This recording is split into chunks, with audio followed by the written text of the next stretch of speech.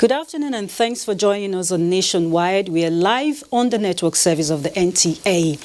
I'm Hawa Salihu Adaman. As health authorities continue to battle confirmed Lassa fever cases in states across the country, countermeasures against the importation of the novel coronavirus into Nigeria are being strategically instituted. Let's do a quick rundown of some of these countermeasures.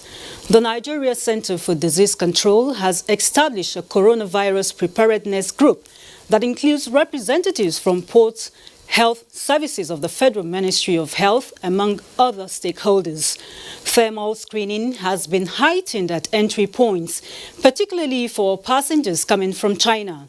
Government has also provided a public health advisory to Nigerians on what to do. Surveillance, public health laboratory and risk communications capacity.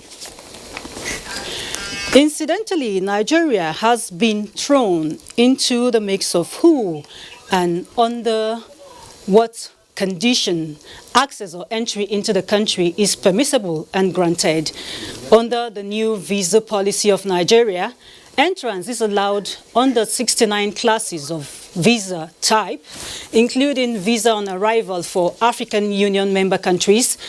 President Muhammadu Buhari, while flagging off the new visa policy, has stated that it will advance Nigeria's goal of building a globally competitive economy by helping attract innovation and specialized skills and knowledge from abroad to complement locally available ones.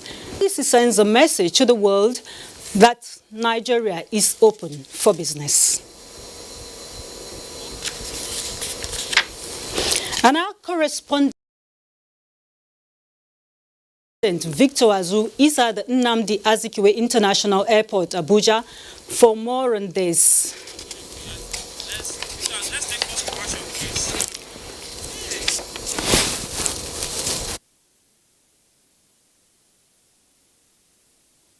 Well, while we wait for Victor to be ready for us, let's now go over to our Lagos Network Center for more reports on Nationwide.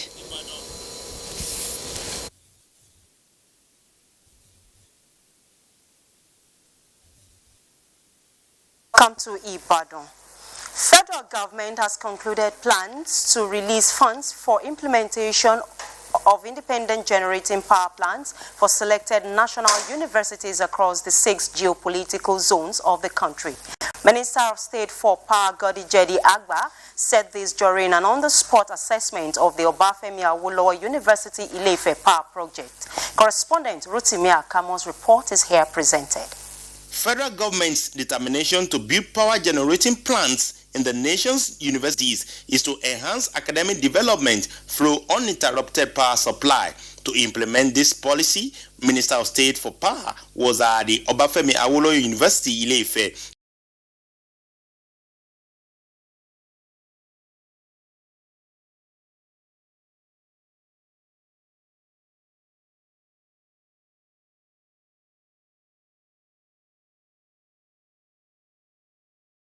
To inspect the ongoing power generating plant project of the university. I will go sit down with my team, we'll analyze what is required, what I have here. The consultant has told me, the VC has told me, analyze it and see what degree of funding, what problems they have, come out with a blueprint. And I said the VC will get first-hand information and will tell the community what will happen. The Vice Chancellor of the university, Professor Eyitope Ogunbodede, highlighted some of the benefits the university community will derive from the new project. With this project, so we are very sure that our academic work, our research work, even the training of our students, will drastically improve. The power project, when completed, is expected to generate 8.3 megawatts of electricity for the university community. 6 inmates of Ijebu-Ode and Shagamu custodial centers have regained freedom in the first delivery exercise in the year 2020. Ogun State Chief Judge Justice Musumola Dipeolu assured that the judicial arm of the government in the state will redouble its efforts to fast-track justice delivery and reduce awaiting trial cases to the barest minimum. week-long jail delivery exercise across Nigerian Correctional Service custodial centers in Ogun State is geared towards decongesting correctional facilities and also ensure efficiency in dispensation of justice. Ogun State Chief Judge Justice Mosumola Dipeolu urged the Department of Public Prosecution to intensify efforts to hasten justice delivery. As non-governmental organizations and other stakeholders presented cases of some awaiting trial inmates, out of which 3 were released. Vera was served 4 months from a 6-month jail term but regained freedom on compassionate ground due to severe diabetic condition which led to amputation of her leg. Olarewaju and Gabriel, who have been in custody since 2016 for attempt to defile and robbery, were also released with a stern warning to refrain from antisocial activities. This issue of no case file is between the police and the Ministry of Justice. Like the DPP said, they are working on it. Things will keep improving. 3 inmates at Shagamu Custodial Center also regained freedom. In Ijebu-Ode, Joel Bukbola, NTA News. And that's it from Ibadan. Nationwide continues with our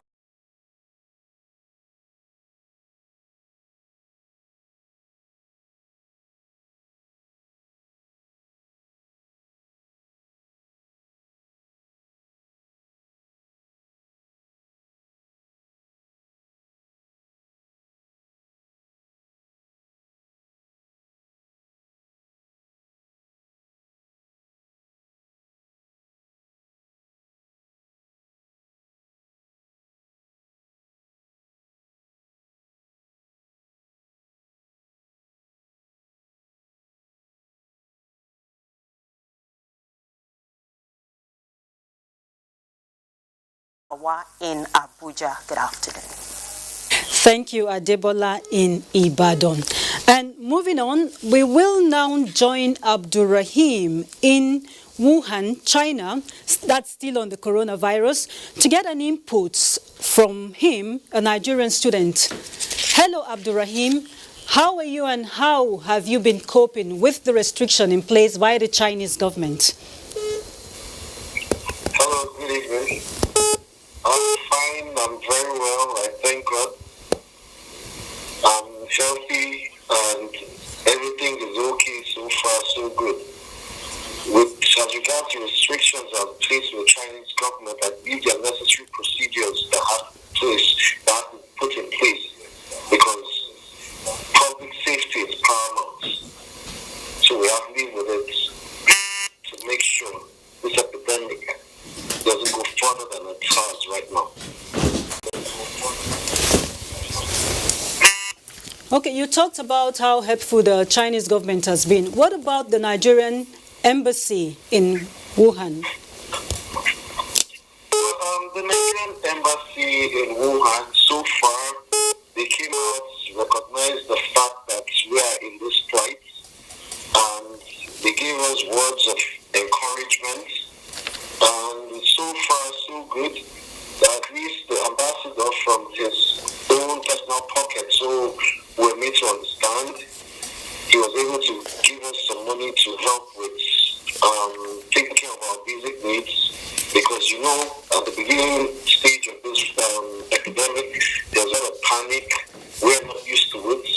Even the confinement and all that, we're not used to it. So far, so good.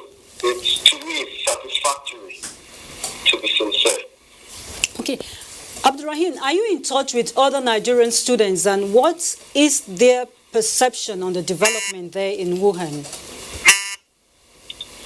Yes, we are all in touch. We have an association of Nigerian students here in Wuhan. The perception is divided.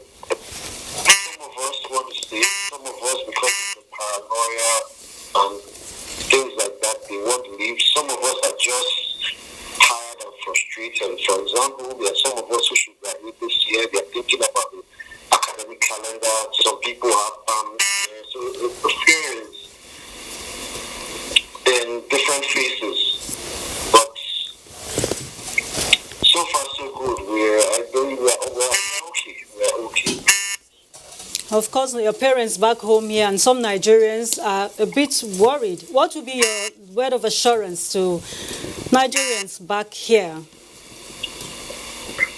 we are doing everything possible to make sure we don't contact the disease. As you well know, no Nigerian has contacted the virus so far, and by the grace of God, we don't expect any Nigerian to contact it. We have to follow precautionary measures. I'm a student here doing my PhD. My international education school in my university have been taking good care of us. I get supplies of what I need adequately, but we still need some assistance as well because you know things when there's a total lockdown, you don't expect things to work out the way they usually do. All right, Abdurrahim, that will be all for now. We truly appreciate your joining Nationwide today. Thank you very much. I have been speaking with Abdurrahim Musa, a Nigerian student in China, Wuhan. Moving on, let's take a break now. More reports when we return. Coming on April 2nd, 2020, in the capital city of Abuja, the Ivory 8 Ball, a life-saving fundraising event featuring music and arts in aid of skin cancer patients with albinism. For participation and sponsorship, call Edidiong on 070-197-73352 or Chinwe on 090-559-61514. This event is powered by Nigerian Television Authority, TV Enterprises, Federal Radio Corporation of Nigeria, FRCN, African Independent Television, and Ray Power FM, Silverbird Television, and Rhythm FM, the Albino Foundation, the Ivory 8 Ball, for a worthy cause. Watch out. Are you looking for a serene environment where you can relax and feel at home with family and friends? Then search no more, because Liverpool VIP Hotel and Unique Resort is the answer.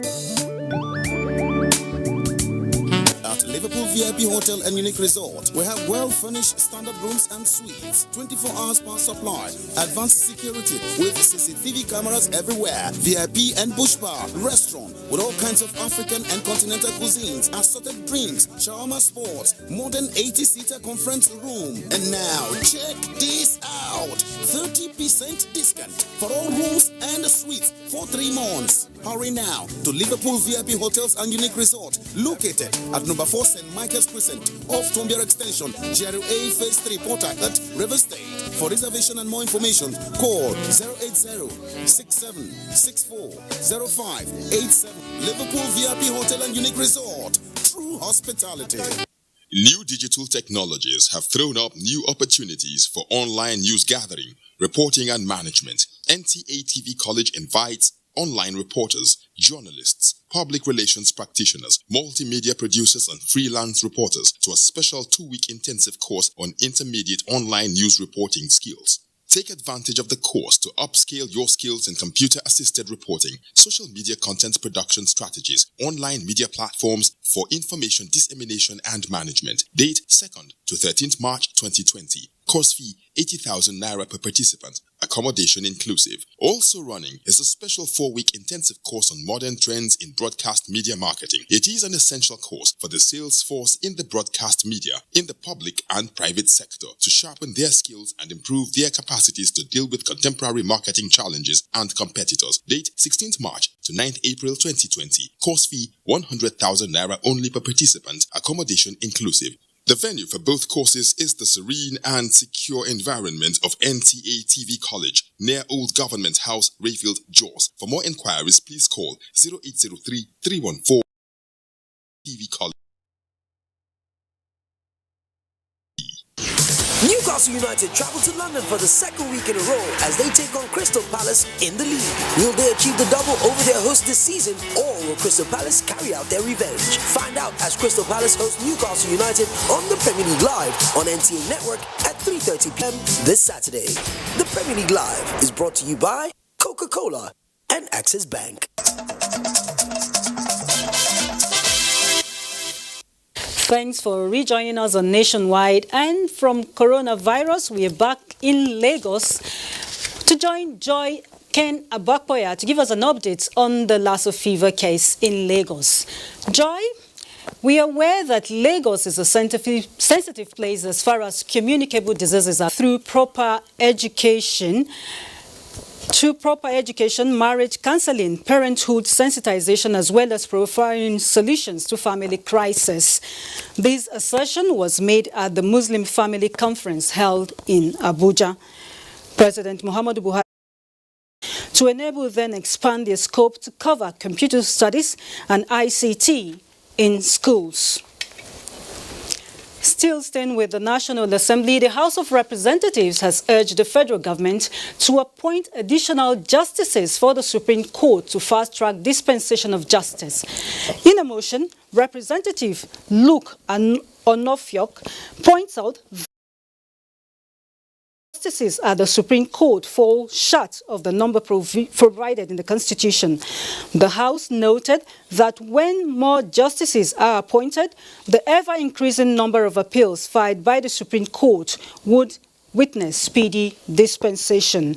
The House has adopted a motion from Representative Samson Oko urging relevant authorities to prevent the spread of a yet-to-be-identified disease, which had so far claimed more than 30 lives in the community in Benue State, bordering Enugu and Ebonyi states.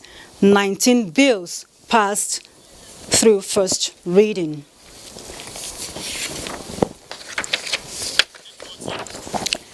Years of advocacy and lobbying for voting rights of Nigerians in the diaspora may be coming to a head with the Nigerian in Diaspora Commission, NIDCOM, now seemingly leading the troops favorably disposed to the idea. The argument has often been that if Nigerians in the diaspora contribute significantly to the economy of the nation, why are their rights to participate in the electoral process restricted? However, Section 77, subsection 2 of the 1999 Constitution states that every citizen of Nigeria who has attained the age of 18 years residing in Nigeria at the time of the registration of voters for purposes of the election at a legislative house shall be entitled to be registered as a voter for that election.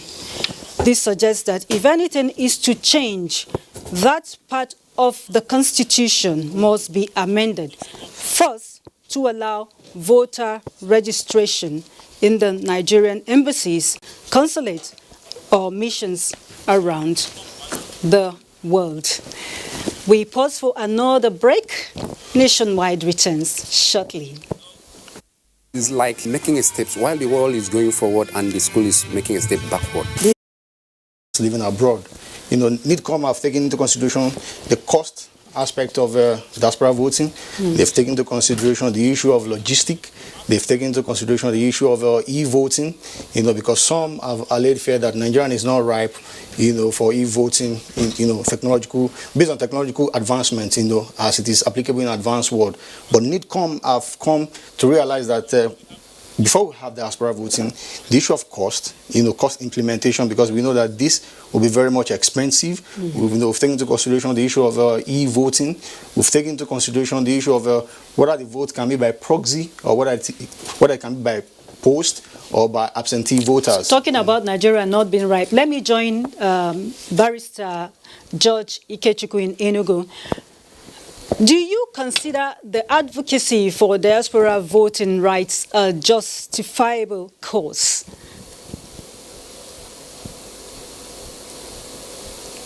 Thank you for having me. Okay. I think at this point in time, I think it's a very, very justifiable cause. Bearing in mind that Nigerians have the highest number of immigrants in the sub-Saharan countries. So, and the issue of what I think most of the times is to discuss is the technicality, and we can just start maybe with one of the elections, let's say the presidential election, so we that we cannot take, so that we shouldn't take everything at the same time. So as far as I'm concerned, I think we are really ripe to, like the staff of NIDCOM also said, we are ripe to engage in diaspora voting. What would you like this diaspora voting to cover? Presidential, gubernatorial? What do you expect it to cover?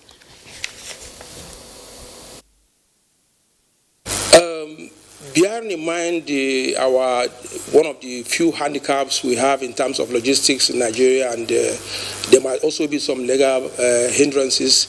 So I will suggest we start with the presidential, which is also a national election. So maybe we start with the presidential, and then we don't go down to this House of Rep and the Senate. So from that, by doing so, it's going to be kind of specimen to know how to now trickle down up to local government and chancellorship election. So these are all things that are possible, and these are all things that most countries in the Western world are doing. And Nigeria, being the giant of Africa, that like we always say ourselves, I think we are equal to the task. George, let me come back to you now, Ezeaka. What are the issues to consider for this to work? Well, you see, countries of the world are evolving, in the area of dynamics that is happening across the global world. Mm-hmm. And Nigerian, being that futuristic global equalizer, shouldn't be left out in what is happening across the world. As regards the diaspora voting, over 115 countries of the world are engaged in diaspora voting. And it may interest you to know that 28 countries are from Africa.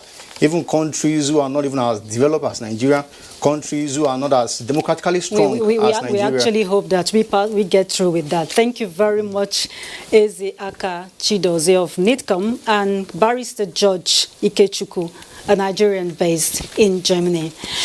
Moving on now, Indonesian investors have indicated interest in Nigeria's food processing value chain. This forms part of discussions between Indonesian ambassador to Nigeria and Nigeria's Minister of Industry, Trade and Investment, Richard Ni Adebayo. The Indonesians are looking at artificial insemination for cattle towards increased production of milk, food and beverages. President Muhammadu Buhari verbally gave a green light and responded positively on the Indonesian government request for the extension of the importation of crude oil from Nigeria. Nevertheless, the process is still pending. That I wish that you able capacity and leadership can be extended to help expedite the negotiation process so that the business deal between an NPC and Pertamina can be realized and signed soon. The Minister of Industry, Trade and Investment is seeking more investment from Indonesia, given the country's experience in agriculture, mineral development and oil. We have free trade zones. So the special economic zones we want to set up, we want to build industrial parks. So we're looking for people, for companies to come into those industrial parks and come and manufacture their goods there. It's 100% duty free. You bring, because it's for export market. Okay. So you just bring all your machinery, no duty. Bring in your raw materials, no duty. You don't pay taxes. You just manufacture and you export. The two parties agreed that strengthened trade relations will have a multiplier effect on the economy of both nations. Nigeria remains Indonesia's biggest trading partner in Africa, with $2.9 billion volume of trade as at 2018. And it's time to join Michael in our Lagos Network Center for more reports on Nationwide. Hello, Michael.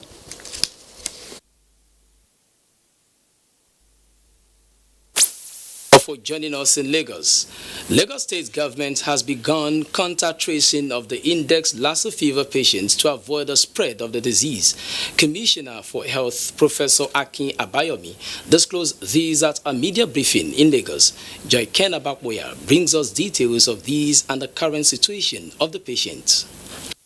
Since news broke of the resurgence of Lassa fever in 2019, residents of Lagos have been apprehensive of the disease spreading into the state, and the state government has been collaborating with the Federal Ministry of Health and the Nigeria Center for Disease Control to prevent the importation of the disease. Despite this effort, however, a case of Lassa fever has been confirmed in Lagos. In a telephone conversation, Chairman Medical Advisory Committee, Lagos University Teaching Hospital, Professor Wasiu Adeyemo, says the patient, a young male, is currently undergoing treatment in an isolation facility at the hospital. I can confirm that we have a case of Lassa fever that we admitted 2 days ago. And after we confirmed that, after the diagnosis was made, we also ensured that there was no undue exposure to any of our frontline staff before and after the case was confirmed. Dr. Johan Akase, a consultant infectious disease physician, has been managing the patient. We came into Lagos for a function about 10 days ago and developed symptoms while he was in Lagos. So when he came, we suspected Lassa and we tested him and it was positive. And we admitted him into the isolation area where away from other people. And we started treatment. So far he has responded very well. And for now we don't anticipate that there's going to be any issues with him. With a robust biosecurity strategy and BioLevel 3 laboratory in place, the Lagos State Ministry of Health says it is set to contain the outbreak. Everything is under control in Lagos. There is no cause for alarm. We are confident that we are not going to have a situation where this singular Lassa fever patient will result in a large number of other people being infected. According to the Lagos State Commissioner for Health, the Lagos Index case brings the number of recorded cases in Nigeria in the current outbreak to 472. 72 deaths have also been recorded, while the disease is presently in over 20 states of the Federation.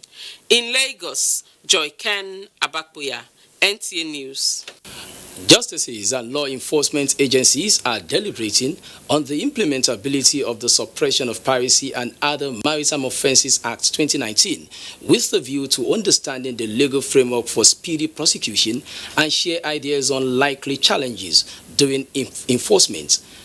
Correspondent report that the forum is the 9th Admiralty Law Seminar for Judges. About a week ago, precisely on the 14th of this month, a mega container ship was attacked at 200 nautical miles southwest Bonny on its way to Lagos for Port Noah. Although the ship has since been rescued, but the incident is one of the numerous cases of sea robbery and pirate attacks threatening the Gulf of Guinea. On the 29th of June 2019, President Muhammadu Buhari assented to the Suppression of Piracy and Other Maritime Offences Act, demonstrating the federal government's determination to combat such economic sabotage. The target of this forum is to examine the legal framework for implementation. It has actually provided a platform to guide our investigators, our prosecutors on how to generate evidence, and then it has also brought into actually for how our judges need to understand where the procedures are coming from and the kind of weight they need to attach in terms of the evidence adduced. Director General, Nigerian Maritime Administration and Safety Agency, NIMASA, was prompt to say that with a robust legal instrument stipulating procedures for prosecution of pirates and sea armed robbers, the future of the shipping industry is guaranteed.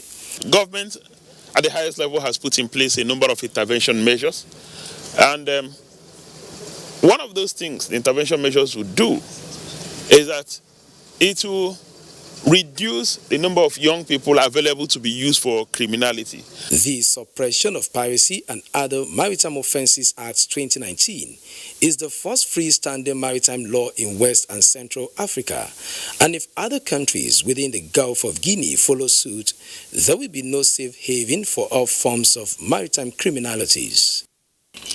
Nigerians in position of authority have been challenged to strive to leave a legacy worthy of emulation, as history will remember them for the positive impact they made on the society.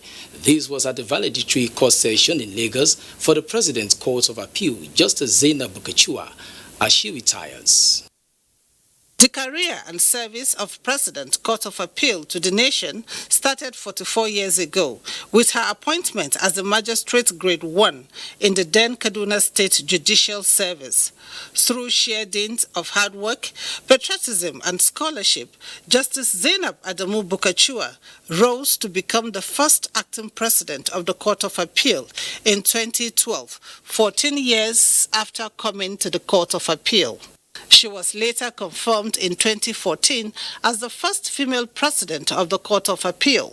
I want to be remembered as that woman who felt right, who did the best she could in every situation. Those who spoke at the valedictory session described her meritorious, selfless, and enviable contributions to the administration of justice in the country as one that will be greatly missed. Ask ourselves, all of us, senior members of the bar, members of the bench, that what kind of legacy are we going to bequeath to those who are taking over from us? When she gave her story, it was clear that throughout her judicial career, she was balancing being a wife, being a mother, having children. I do hope that many who are still on the bench, and those that will come and join the bench, will learn from her history. She has been so meticulous. She has done her job very, very well. You can see the crowd of people that came to attend the valedictory session. On March 6, 2020, Justice Zainab Adamu Bukachua will finally bow out after 44 years on the bench. In Lagos, Lynn Lenake, NTA News. That's our contribution from Lagos. Back to you, Hawa, for the continuation of Nationwide. Very well, Michael. Moving on, rehabilitation work on the 1.4-kilometer Makudi New Bridge across the River Benue is advancing steadily. Charles Arba reports that the contractor has promised to beat the April deadline.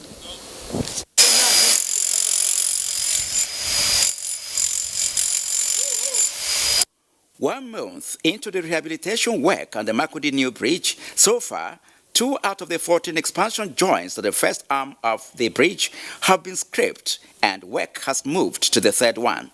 I would like to know how far the work has gone. Site engineer. I have much work to do here. After this scarification, I'm going to overlay asphalt. After that, I'm going to change the handrails, and where the slab are bad, I'm going to change them as well. And the other side of the bridge as well, I have a retaining wall there to do. The site engineer reiterated that the ongoing work on the lane would be completed on time. Meanwhile, motorists are being subjected to the use of one-lane traffic instead of the existing 2. The rehabilitation of the 2-lane project, according to the contractor, is built to be completed in 1 year. In Makudi, Charles Abba, NTA News. And today is the commemoration of the World Day of Social Justice, an annual United Nations event to encourage and promote development and human dignity. Thematically, social justice is advanced when barriers that people face because of their gender, age, race, ethnicity, religion and culture, or disability are discouraged and removed. However, some entrenched culture make practice and applicability difficult to enforce, inhibiting progress and stalling balance. The theme for this year's event is closing the inequality gap for social justice.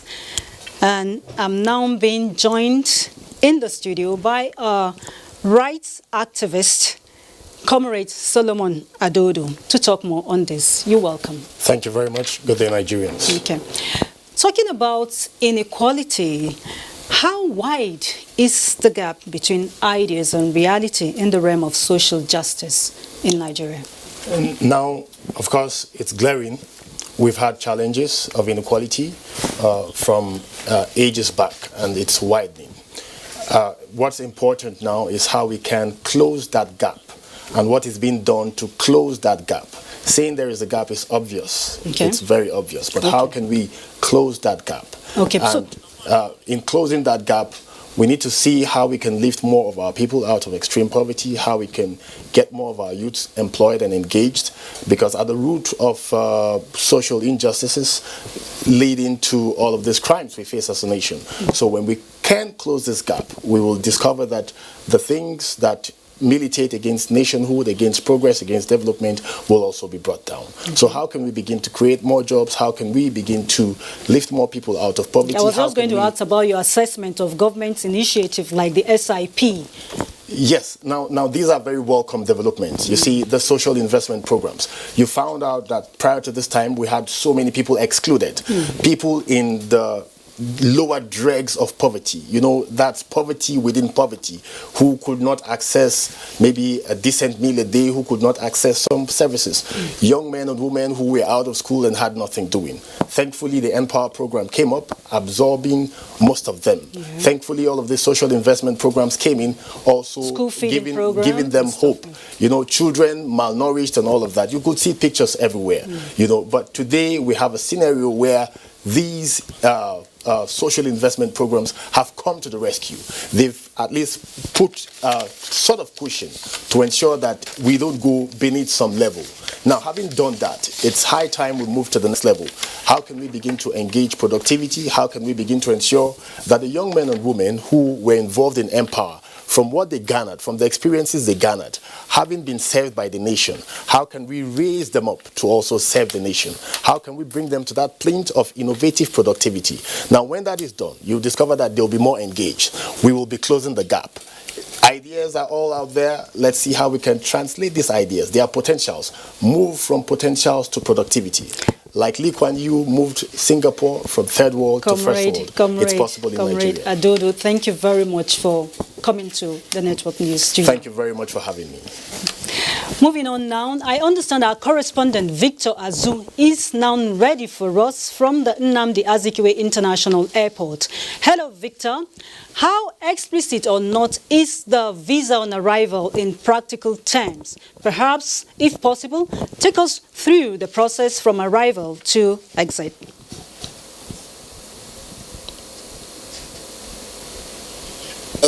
Thank you very much for having me. It's a simple process, as simple as you can have it. In fact, it's not a big deal. It's as small a deal as this place is small. Now, when you look just behind me, you see the first cubicle. That is the first port of call for those who seek visa on arrival. They arrive at that point, do their documentation at that point, and it is escalated to the second cubicle from where the documentation process that has been done on that person is sent to what they call the virtual embassy. They call it the virtual embassy, it's a code name for them here, and from there the process is completed. Payment is made and all is set. That's for those from other parts of the world.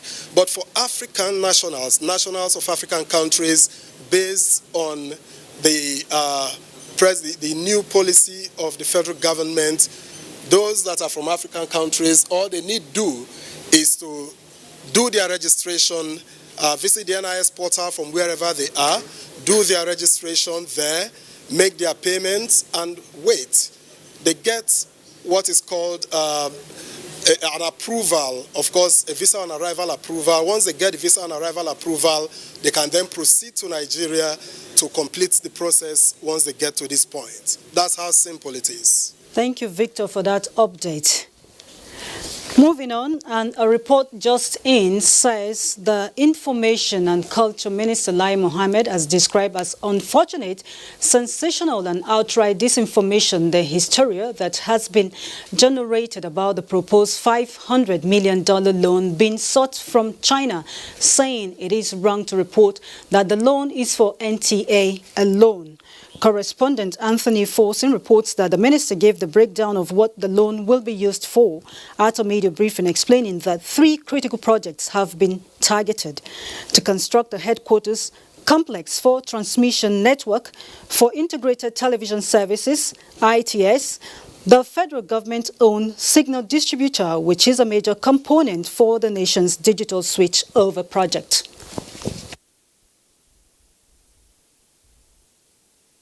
Is also meant to build an ultra-modern media city that will have the following facilities: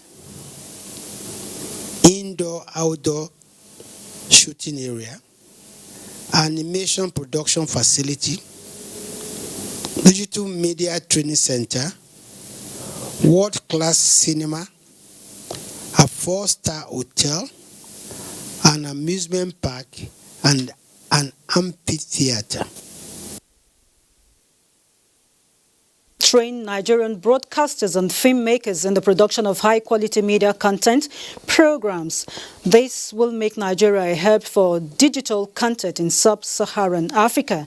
The loan will also cover the digitization of all NTA stations, headquarters, 12 zonal stations, 36 state capital stations and 76 community stations, just as it will support the upgrade, installation and purchasing of relevant digital TV broadcasting equipment compatible with DSO products that are necessary for modern television broadcast standard.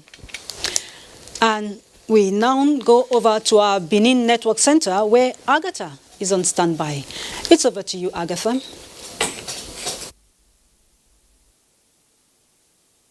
Thank you, Hawa. A warm welcome to Benin. Edo State government has taken delivery of mechanized farm implements under its Agripreneur program. Now, the program is aimed at ensuring food security and boosting the economic prosperity of its citizens. Good luck in Inaini reports. The move to revamp the agricultural sector began in 2016 when the state government launched the Agripreneur program aimed at boosting food security. 3 years down the line, the state government is stepping up the program. As at the time we started our production last year and we went as far as Kaduna and Kano states to be able to get tractors in.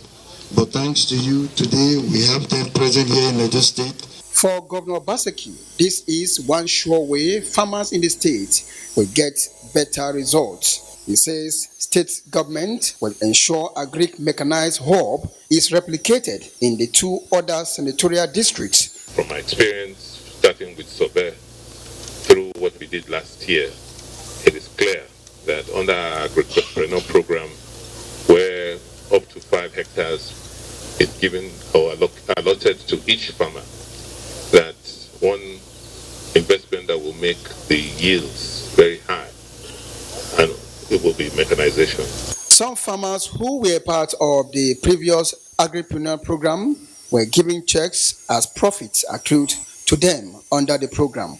This is the first time that we've seen the government assisting farmers and farmers making out of it. The governor also inspected over 2,000 fish ponds being constructed by the state government for Libya returnees who have been trained in that regard. In Benin, good luck Inaini, NTA News. 2 persons have been confirmed dead in a court-related clash in the Benin metropolis. Public Relations Officer of Edo State Police Command, Chidi Wabuzo, confirmed this, also said some suspects have been arrested. Obehi Otoba Presai reports.